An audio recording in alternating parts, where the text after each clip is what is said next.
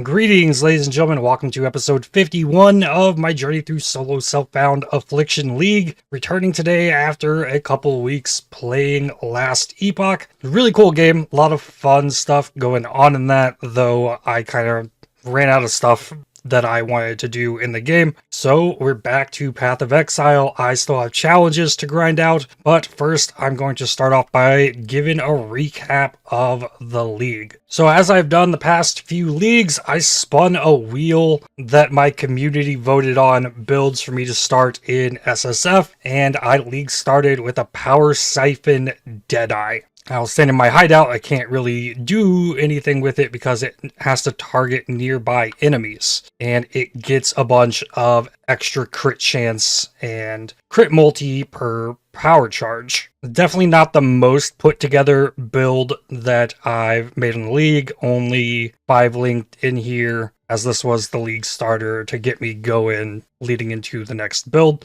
So nothing super spectacular here. I'm just going to throw a T10 map in. I'm not sure of the capabilities of it, but Power Siphon, yeah, targets enemies, and then I ramp up my power charges, and now I have tons of crit chance, and it looks really cool. I'm getting extra projectiles from being a Deadeye, and lots of good stuff there. I can get frenzy charges by using frenzy for extra speed, and it kind of just delete anything near me. The damage could definitely be pushed way higher on it. The single target doesn't quite appear to be happening too well, but it was the first time I'd ever played Power Siphon. Fun experiment to start the league off. Playing a Wander in SSF was a different approach to a lot of builds. We're getting Acceleration Shrine to finish it off. And if there's any of these builds I showcase that you would like to see an in-depth build guide on, definitely let me know so I can look into doing that before the next league starts. But this was a really nice, fun map clear build. Single target really wasn't there. I didn't push it that far. The next build I made was a really fun one using one of the new transfigured gems, Frost Blades of Katabasis, which is an attack that applies cold dot on the ground. So this opened up an interesting weapon craft on a two-handed sword to increase the level of socketed melee gems, to increase the dot I get from the frost blades. Though having played it, the top end damage really just kind of wasn't here on this in the end, but it was very smooth and a lot of fun to play as well. This is a raider getting frenzy charges, the onslaught, and nearby enemies have cold exposure, which is important that I don't have to worry about applying exposure. Eldritch Battery for a hatred. I'm also running Malevolence, Grace, and a Vitality, so I can get a big boost of cold damage using that. Now, unlike normal Frost Blades, the hit doesn't hit multiple targets.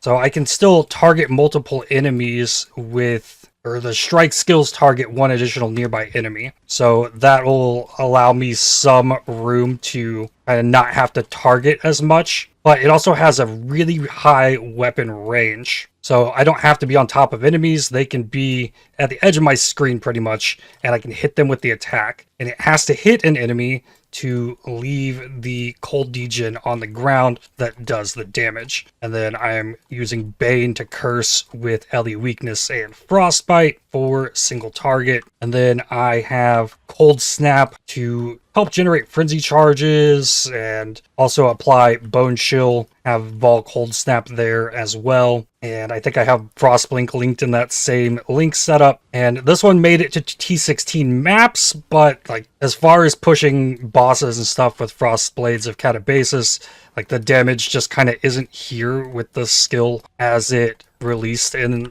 its initial state. So it's fun to clear with, and if you throw additional targets with an Ancestral Call or Ancestral Cry, it can definitely add a lot to it. But clearing through maps, it's one of the least visually cluttering builds I think I've ever played. And there's enemies cannot die thing there, but all of my damage happens underneath the enemies, and I can see what's going on really easily with this build, which is not something you can say for a lot of builds in Path of Exile. But for clearing a T16 map, it's pretty solid. It gets the job done, and it's a very unique skill, being a melee cold dot, scaling with elemental attack things that you can't do with normal cold dot builds. So definitely a skill I wished performed better, and it's not just me. I've had others who played with the skill, and they've also come to the same conclusion that the top end damage just really isn't here with the skill, no matter how hard you min-max it. And then the boss,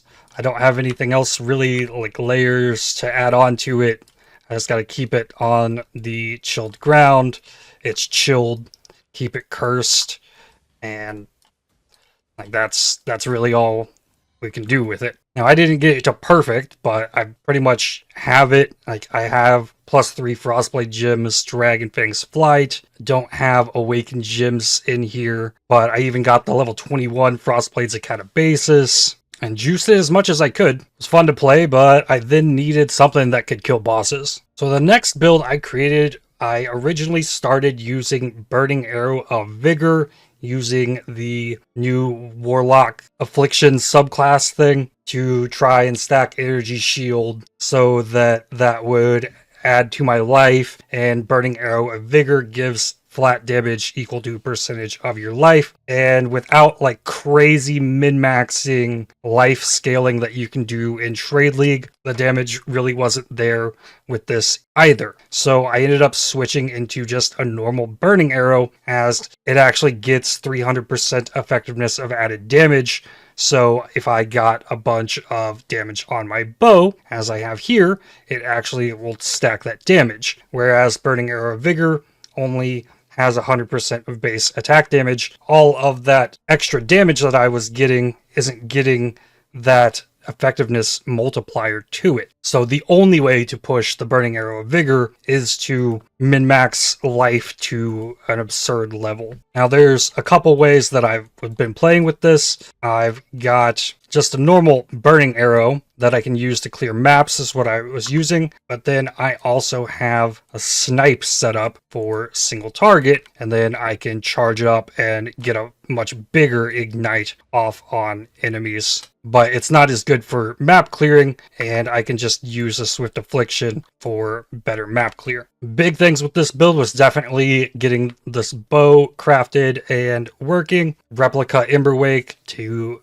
get ignite stealing damage faster, and I am an Elementalist, causing all damage to ignite, so the cold and lightning damage that's on my bow also scales the ignite damage I can do with it. So hitting up a T16 Glacier map here, I launch my Burning Arrow, and it'll just like mow through things, and there's some Pierce that I have, and like even only having 3 arrows from the additional projectiles on the passive tree, it will rip through some stuff with some ignite prolif, and the ignites are fat on it because the bow I ended up with was pretty insane. So this was a really good like top end map clearer for me, and actually was able to get in and do the bosses. If I remember correctly, POB for a max stack of snipe against single target was like 8 or 9 million boss DPS on it, and I was able to, if I could get a really big ignite off on Maven, I could almost phase it just from the one ignite that I got off on the enemy. So it's definitely doing things for me, and could tear up some maps. Really got into messing with the wildwood on this build. Then I'll swap the snipe in here for the boss. So there's a bunch of mini bosses. I do have the flame wall. I didn't use that at all in clearing the map, but get him down here, charge it, and blast. And let's see if that ignite can kill him. It did. And that's what this build had going on for it. First time I ever played Burning Arrow. First time I ever built around a Solarine bow. lots of fun, did lots of good things. The next build I made was another really fun one using 2 new transfigured gems. This is an assassin using a void battery with lightning tendrils of escalation cast while channeling lightning conduit of the heavens. Normally with lightning conduit, an enemy has to be shocked in order for you to be able to cast lightning conduit on it, where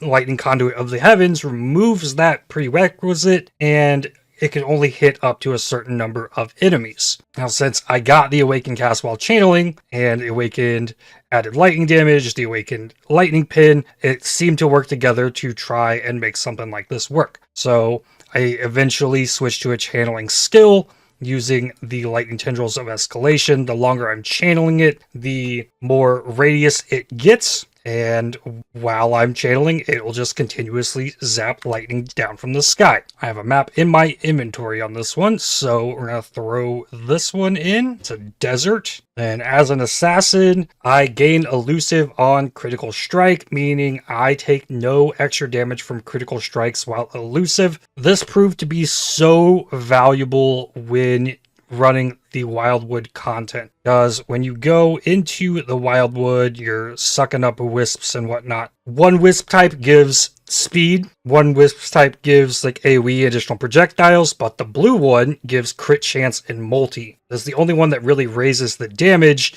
and causes lots of one-shots out of the league mechanic. But as long as I have elusive up with this build, if I've done any crits, I can't take crits. So I kind of negated all of the extra damage that comes from stacking wisps, and first time I really started to try and do a lot with the Wildwood to juice stuff out of maps, which is absolutely insane in this league. The league mechanic is wild. Made it through the Wildwood, so now I can put down Orb of Storms that is still set up like normal lightning conduit you would want to do.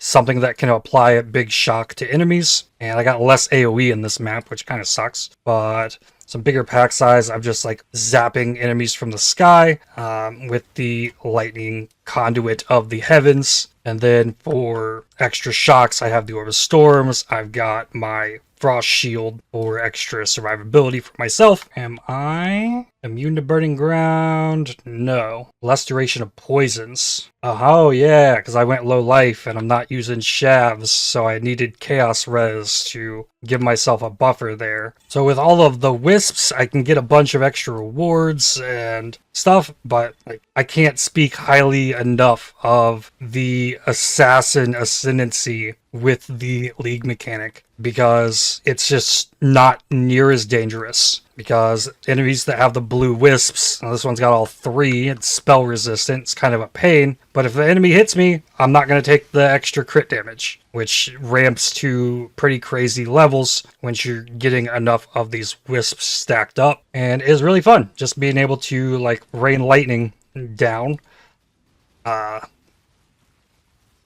causing some frame issues. There was just a performance patch released right before I logged in, so that may continue to receive tweaks. Curses reflected back. I have a Bane, yep, also applying 2 curses on this build, something I hadn't done yet. There's an Exile in there, just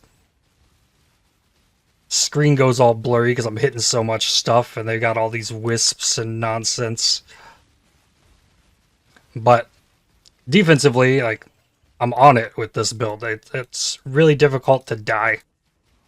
Zap, zap, zap, zap. I even ended up getting the Herald of Thunder worked into this so that it is like even more just crazy lightning madness. This is a build I wasn't focused necessarily on min-maxing things. I wanted the kind of channeled lightning and this like the lightning bolt rampage to happen, and as I do, I made it happen, and we're casting lightning from the sky all over the place. Lots of fun. Definitely a strong build. Has bossing capability, and then actually like gave me an opportunity to do the league content that I struggled with up to this build until I like really got something that could juice way more damage. And these enemies are dangerous. I gotta move a little bit fighting them.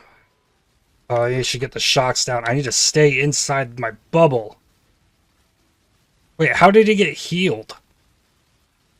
I knew there were two, but why did one get healed? Whoa. Alright, got one. Just Culling Strike on crits. I guess I should curse. Ow. My regen back. Eventually this thing will die. I don't know what the thing over its head from the Exarch did. Probably added some kind of buff to the enemy or something. I'm not really sure. Maybe it's like adding an extra layer of this being ridiculous on top of the 4K wisps. Yeah, there it goes. This is one of those builds I didn't know if it would be any good when I started making it. It's just like slap these things together and see what happens. And I really enjoyed this one as well. And should be map cleared. So while farming with the low life Lightning Tendrils of Escalation cast while channeling Lightning Conduit of the Heavens Assassin build, I got a Toxic Rain Dragonfang's Flight. So I then built a champion, made a Toxic Rain build. I have a Toxic Rain, I have Toxic Rain of Withering totems on top of that. And both of those gems are getting +3 levels from the replica Dragonfangs.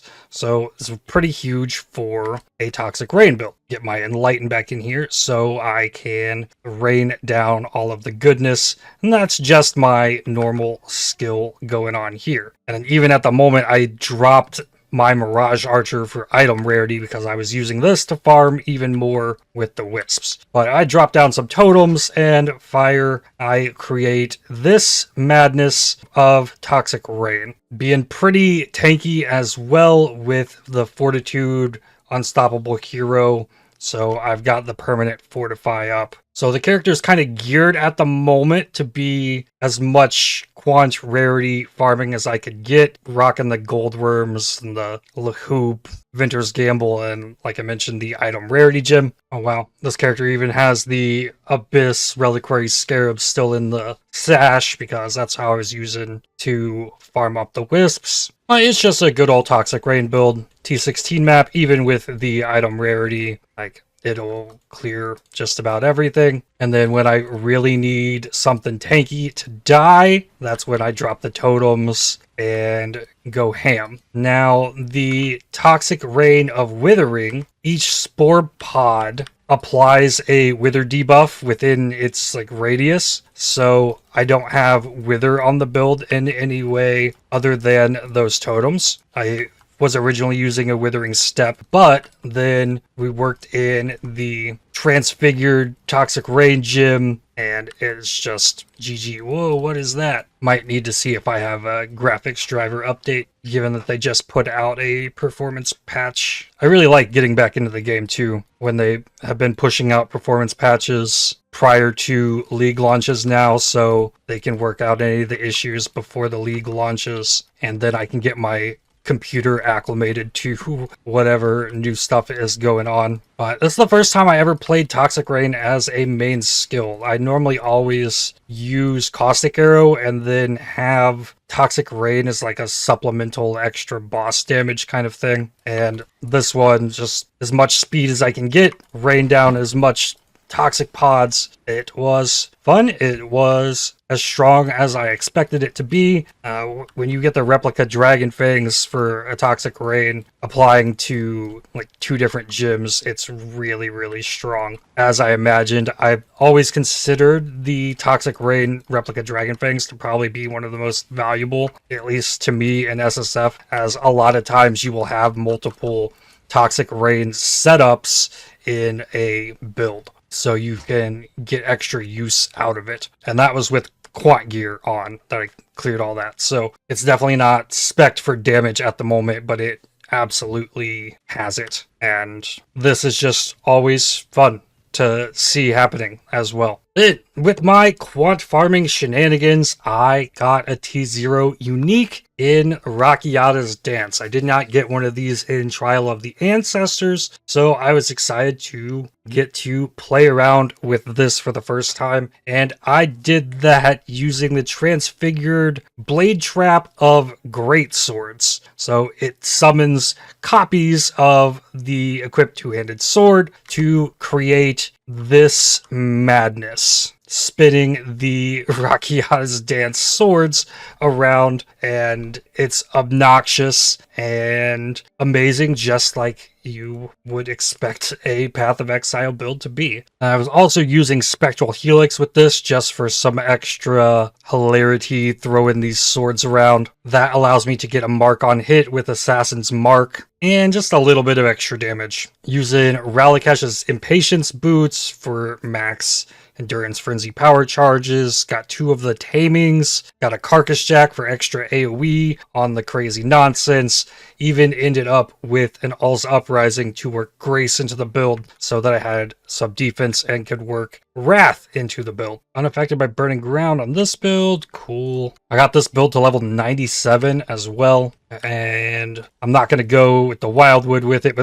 that's just one of them by itself. And we get some spread out a little bit, and we're getting swords all over the place now, but like the ring right here that you see is kind of like roughly the damage area of it. It doesn't actually hit all the way out here like where I'm standing with the sword MTX on it. Oh, and here's one of these. We'll pop this guy open and shred it. The sword is really, really cool as it treats enemy monster elemental resistances as inverted. So getting the Blizzard Crown that increases the cold res of enemies causes that to, rather than raise their resistance, gives me extra damage because I'm inverting it. Really cool. And then I have an inspired learning on this build as well, so I'm getting some rare monster mods.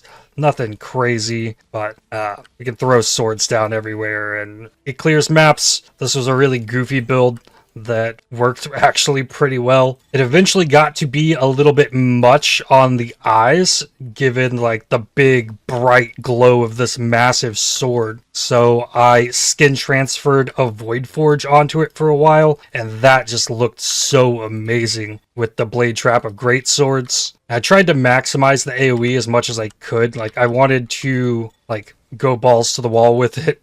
So I'm running with the Carcass Jack and just as much as I could get in SSF. And then for single target, I do have Bear Traps that increases damage they take from traps. And there's some bosses and the weird graphical things could definitely be on my end with the new patch. The next build I made ended up being kind of a failed experiment, and it's missing the swapping the Enlighten across like 4 different characters. So what I got here is an Earthquake build that I tried to lower the duration of bleeds as much as possible so that with Earthquake I could hit the enemy and then that bleed would wear off before the aftershock of the Earthquake to then apply a bigger bleed. And then using the Blood Sap Tincture that causes bleeding you afflict on non-bleeding enemies to deal 30% more damage.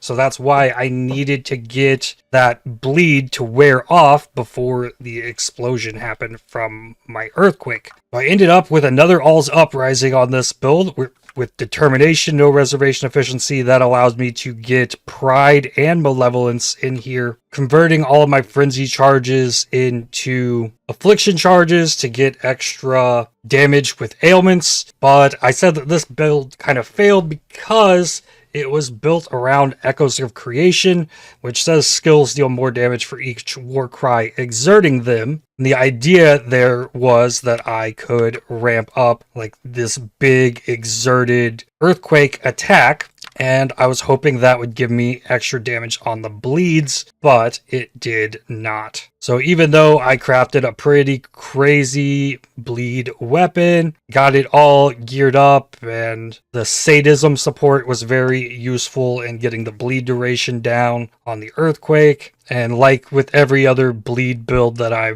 played in this game, it just kind of felt underwhelming. I'll try a T16 map with it. Nothing crazy there. Some enfeeble. Only level 84 as far as I got this one pushed, because I stopped playing on this one as the Gauntlet events started, and I didn't feel any desire to come back to it. So get my war cries, and then I get some big bops, some big bleeds, but the bleeds wear off really quickly. And I'm a gladiator, so I'm getting bleed explosions on enemies, getting as much bleed damage as I could get. Oh, and I see icons for enemies on the map because of the Wildwood Ascendancy I chose on this one. But even for a T16 map with Enfeeble on me, like it had damage, it didn't get the extra oomph that I was looking for out of the Echoes of Creation. The single target, like an enemy that's not gonna move. There's no way for me to kind of bypass that like requirement for an enemy to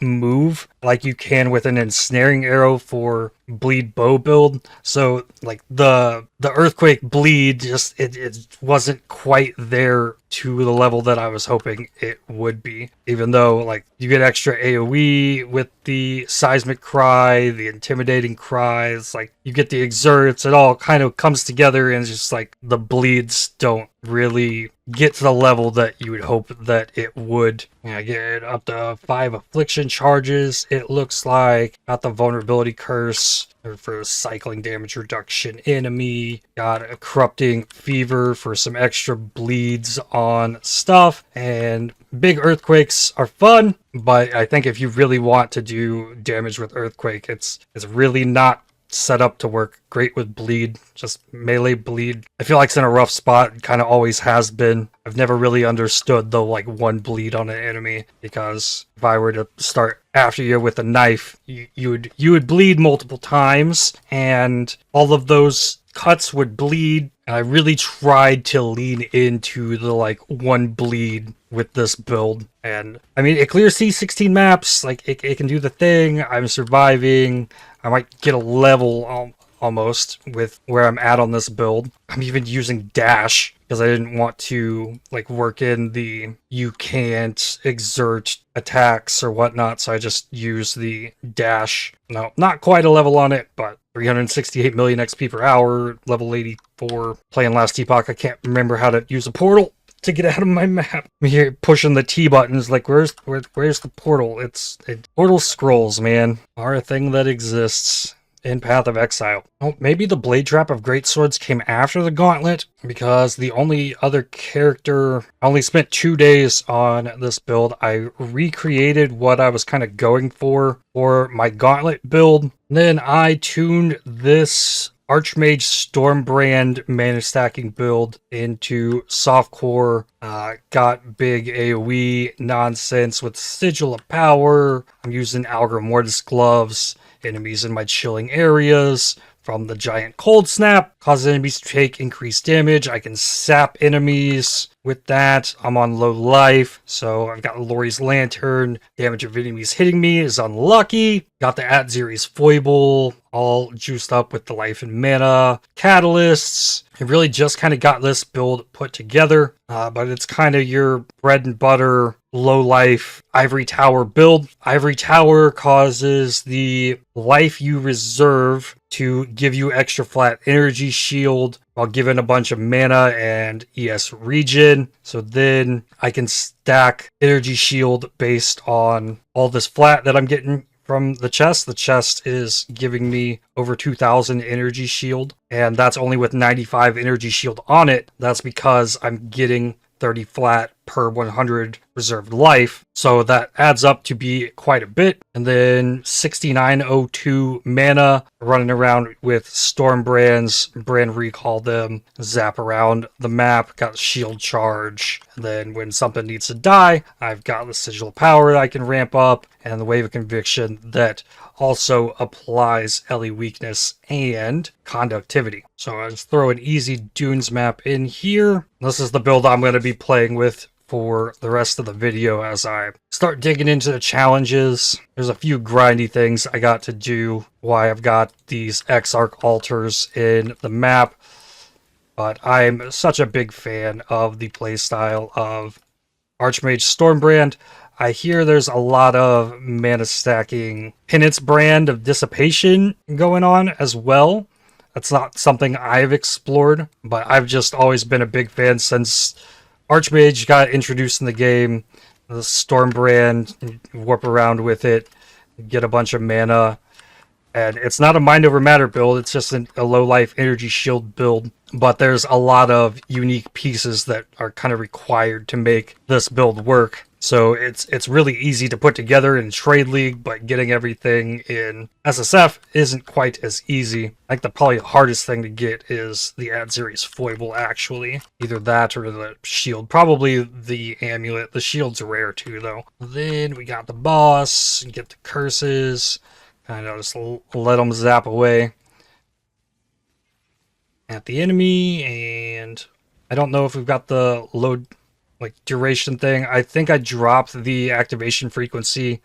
Bisco's Collar. Yeah, with the Ascendancy, I dropped the brand recall cooldown and the activation frequency to get a bigger boost from Arcane Surge, getting Sanctuary of Thought, and really tanky build, lots of energy shield. Chaos damage comes from my mana before life, so I don't have to worry about being on low life with this build. And two different builds I made that are energy shield low life builds without a Shavs and working in Chaos Res as needed. But I can definitely blast on this build, and I'm going to have a blast doing that as well. I really just enjoy this playstyle of you blink in and you brand recall and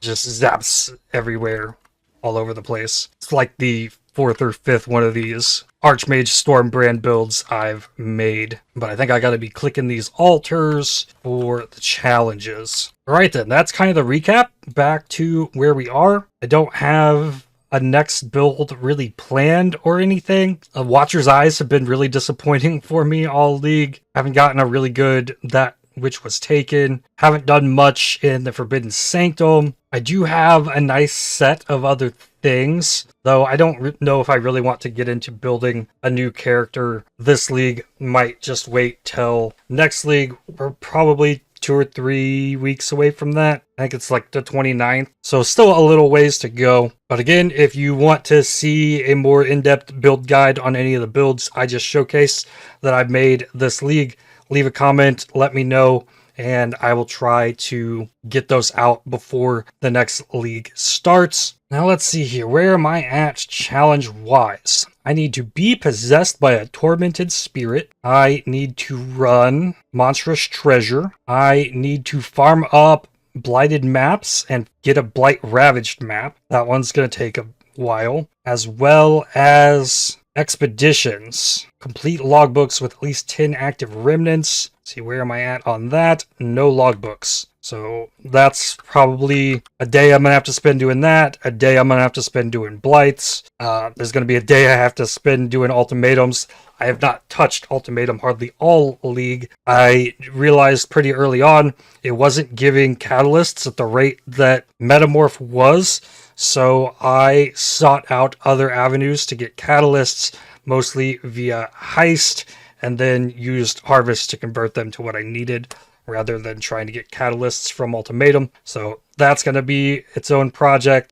Divination card turn-ins, I might have that. Complete vendor recipes to receive each of the following items. Those shouldn't be too hard. I already have these last 2 unique maps set aside. Couple cross-contamination things. Possessed Syndicate members, some of these might be ridiculous. Ultimatum on Delirious, that one's not hard to pull off. Need to do some Kirak missions. Need to do specific sextant mods. Quantity from Alva's memory maps. I haven't touched any of those. Need to use something else here. Fracturing Orb. That's my own personal goal. Farming my own Fracturing Orb. I've got 17 shards. Need to get 3 more of those. And I keep getting Harbinger's Orbs from running Delve, so I might be able to make more beachheads and avoid bringing Harbingers back into my maps. Then the one I'm currently working on is Exarch Altars with Wrath of the Cosmos allocated. So that's really the only thing I've got at the moment. I'm probably going to blast that out. No Wildwood,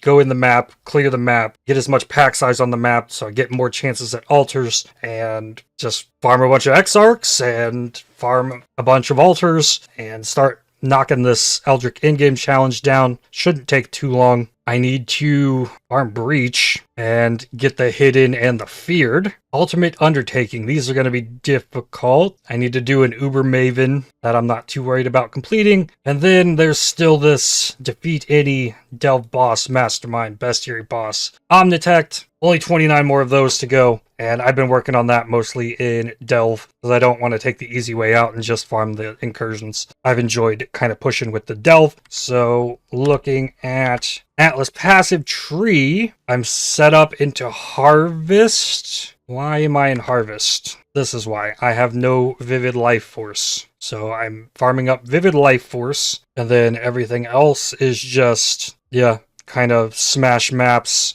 I get Sulfite on map completion. I got Shrines for extra speed, Wrath the Cosmos, extra Exarch Altar, and that's where I'll get started. Start blasting some maps. Duplicated Purifier maps. Oh, I thought that was the one I was the lowest in. It's the one I'm the highest in. Enslavers. Vaulted Orb. Polaric Invitation. Up to 99. It's gonna take a while. Venture's Gamble. We got no Quant for rarity. No Lightning Res either. Strange. Level 19 Clarities. I need to get those to level 20 so that I can corrupt them and try and get a level 21 Clarity. The last batch I don't think hit. I remember now what happened to my Vivid Life Force. I think I wasted a bunch of it trying to craft something on this staff. I don't think I hit the spell damage. I see now. If I get all my challenges and stuff done quickly, then I might mess around with something with that. I've been playing for a while now. I'm still getting to the end of the map, and I'm hitting the button like, where is my portal? Oh, just imagine. Einhar's Memory of Crystal Prisons. Divine Orb. Incandescent Invitation. Rewritten Distant Memory. Forbidden Tome. Exalted Orb. Augmented Distant Memory. Polaric Invitation. Level 94. It's about time I got a level. I have died a lot though. The defenses are not great on this build. There's no Grace, Determination, no spell suppression. It's kind of just my effective HP and whatever block I have. Really my only defense. Now what to do with a level? Damage per endurance, frenzy, or power charge. That's probably a good call. It's probably better than mana. I'm gonna do that. I know I'm just sitting on 8 charges right now, and then I can get frenzy charges up. 2 more purifiers to the pile. I'm up to 21.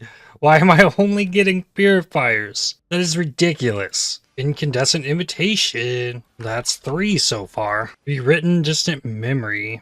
4 Gilded Ultimatum Scarabs. 206, 44 to go. I don't know if I'm gonna get them all done tonight. I hope so, but still a lot left. Exalted Orb. Polaric Invitation. My Clarity's at level 20. I don't really have mana issues when I'm mapping it all because I get mana gain on kill. But if I'm not killing things, I can definitely drain my mana. What do we got? Level 20 Vault Clarity. 20, 21. There it is. So it's an extra 1 flat mana per second. And it reserves another chunk of my life. So originally I had 47 life, but dropping it to 24 by raising the level on it pushes it to a next 100 to give me another 30 flat energy shield, which is good. Incandescent Invitation. Another one. I pulled 8 Gilded Divination Scarabs from this map. It's the last map I had rolled as well. How many are left? 1. 1 more. There it is. Challenge complete. That was a grindy one. And to complete the actual challenge, I gotta do it again. I think it's generally easier to get the Eater Altars than the Exarch ones, though. No good fractured items. No crazy drops outside of a couple big currencies. And then picked up 4 Exarchs today in maps that I cleared. That's... I went after it. My fingers feel good, though. My fingers are happy. It is crazy how bad I want that, like, instant portal button from last epoch. That would be such a game changer for Path of Exile. But that's where I will stop for today. I might start working on the next one next time, but I'll probably like start doing other things in the process because I don't want to just grind out 250 of those altars. I can start trying to hunt down some of the other stuff that's easier. Do something a little bit less grindy tomorrow. I actually think I farmed the blights up, if I remember correctly. Yeah, I've got the blights. So maybe I can do the blighted maps, try to get the blight ravaged and see if I can pull that off. And then when I switch to the other side of this, I'll switch to the toxic rain build since the cold and lightning resistances won't affect the damage on that build. One of the biggest reasons I'm using the lightning build for Exarch because I throw on chaos or fire res, doesn't matter, and then giving fizzes extra chaos just gets absorbed into my mana, so it was really nice to farm Exarch with this build. But Eater also gets 20% increased chance rather than just this 50% on the first spawn, so I think that's a factor that makes farming Eater a little bit quicker. And I also, not quite, but almost filled my soul fight just farming maps. I don't know where it was at, but 9 maps from capping that out without running it, so that'll probably have to happen next time as well. Continue hunting for delve bosses in here. Still lots to do, but we'll continue it next time. With that, I'd like to thank you for watching. If you enjoyed this video, definitely hit the like button as it really helps the channel out a lot. Subscribe to make sure you don't miss more videos from me. If you'd like to help support my channel, please consider using the super thanks, the heart icon just below the video, or by joining to become a member, and I'll see you on the next one. Cheers.